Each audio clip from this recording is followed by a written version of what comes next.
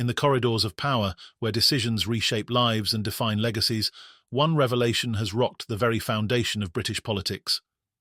Sir Keir Starmer, the Labour leader whose rise to power promised fairness and reform, is now at the centre of a scandal that's gripping the nation. His government, fresh from dismantling the Conservatives' infamous Rwanda migrant plan, is now reportedly working on an Italy-style deal, one that would see Britain paying millions to foreign countries to take back illegal migrants. But that's not all.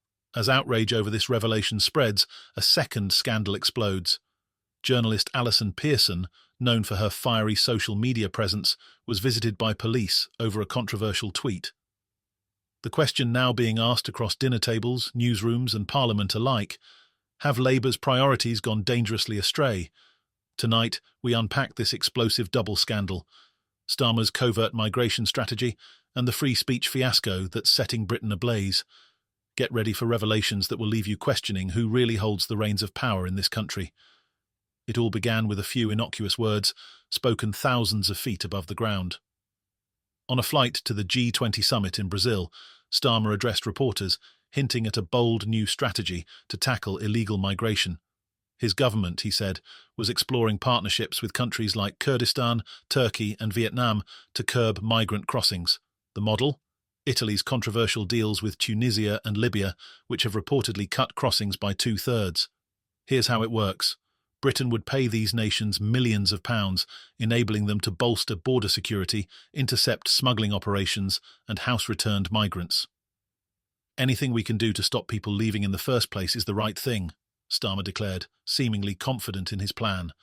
But critics were quick to pounce. Is this really different from the Rwanda plan Starmer so vehemently opposed?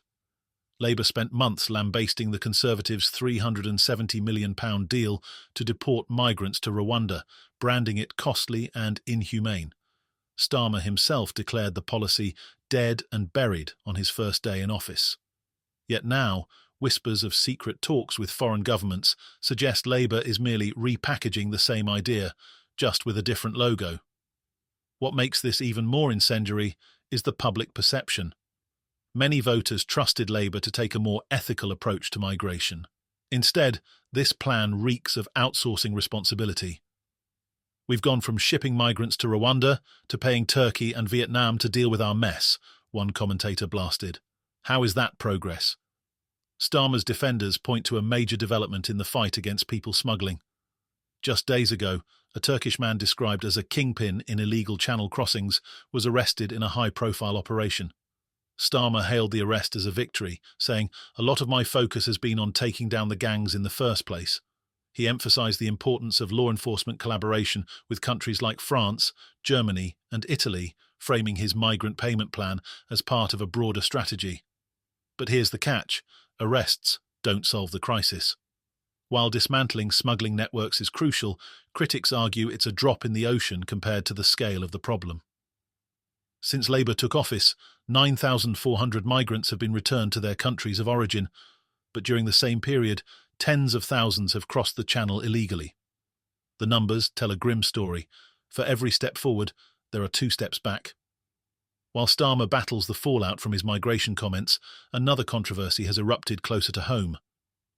Telegraph journalist Alison Pearson found herself at the centre of a free speech storm after being visited by police over a social media post. The tweet in question, from November 2023, reportedly sparked concerns about its potential to incite racial hatred. On Remembrance Sunday, no less, police officers arrived at Pearson's home to discuss the matter. The reaction was swift and furious. Critics slammed the police for prioritising thought policing over tackling real crime.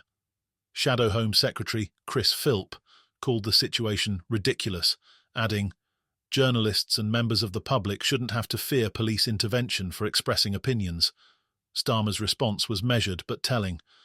Speaking to reporters on his Brazil-bound flight, he said, "Police should focus on what matters most to their communities." His comment, interpreted as a subtle critique of the Pearson investigation, has only added fuel to the fire. Many are now questioning Labour's stance on free speech. Is Starmer genuinely supportive of open dialogue, or is he walking a political tightrope to avoid alienating either side? When viewed together, these scandals reveal a deeper tension within Starmer's government. On one hand, the Labour leader is pushing a pragmatic yet controversial migration strategy, drawing fire for its perceived ethical compromises. On the other, his comments on the Pearson case suggest an awareness of public frustration with overreaching authorities.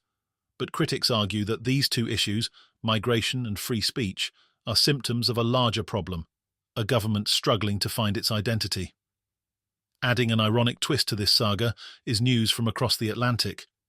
Former US President Donald Trump, known for his hardline stance on immigration, is reportedly considering adopting the UK's now-defunct Rwanda plan.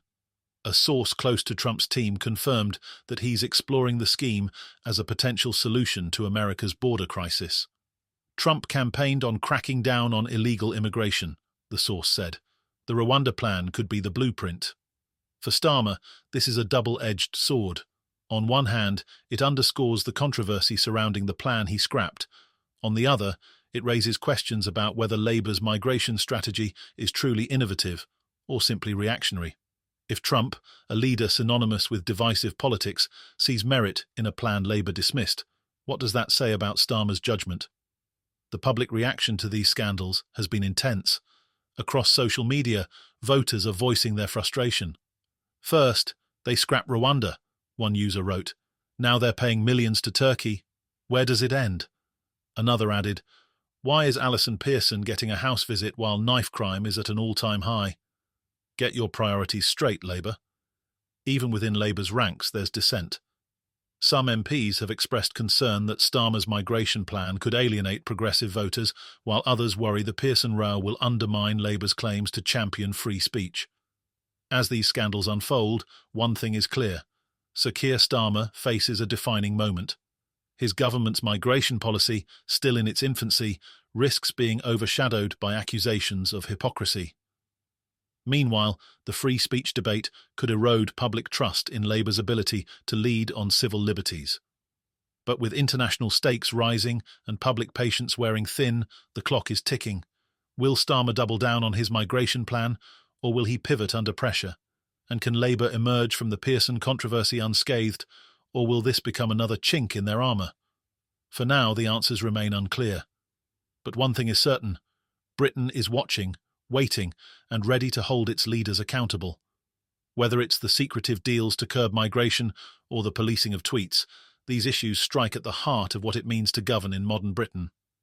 Stay tuned as we continue to unravel this unfolding drama.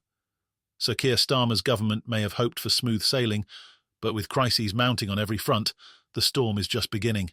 Thanks for watching. Stay tuned for more political updates.